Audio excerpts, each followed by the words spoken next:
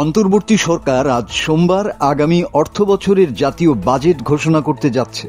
অধ্যাপক ডক্টর মোহাম্মদ ইউনূসের নেতৃত্বাধীন অন্তর্বর্তী সরকারের প্রথম বাজেট এটা। সংসদ না থাকায় ভিন্ন আঙ্গিকে এবার পেশ হবে 7,90,000 কোটি টাকার বাজেট।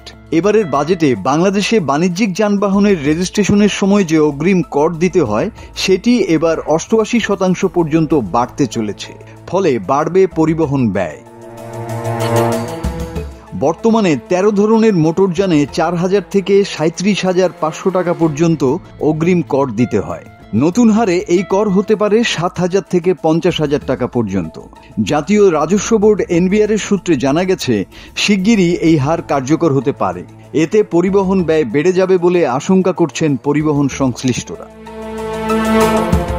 এই অগ্রিম কর অনেকটা পরোক্ষ করের মতো। কর বাড়লে তা পণ্য পরিবহন কিংবা যাত্রীর ভাড়ার সঙ্গে যুক্ত হবে। ফলে সাধারণ মানুষের উপর বাড়তি খরচের চাপ আসতে পারে। পণ্যের দাম এবং পরিবহন ভাড়া দুটোই বেড়ে যাওয়ার সম্ভাবনা রয়েছে। উদাহরণ হিসেবে বলা যায়, 52 সিটের বেশি বাসের অগ্রিম কর 16,000 টাকা থেকে বেড়ে হতে পারে 25,000 টাকা। 52 সিটের কম বাসের কর 11,500 থেকে হতে পারে 20,000 টাকা পর্যন্ত। শীতাতপ নিয়ন্ত্রিত বাসের কর বাড়ছে 37,500 থেকে 50,000 টাকা।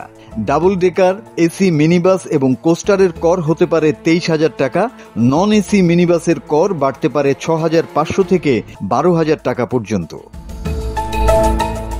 ট্রাক বা ট্যাঙ্ক লরির ক্ষেত্রেও বড় অঙ্কের কর বাড়ছে।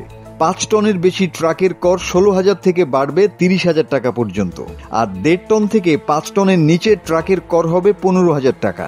প্রাইম মুভারের কর বেড়ে হতে পারে 35,000 টাকা।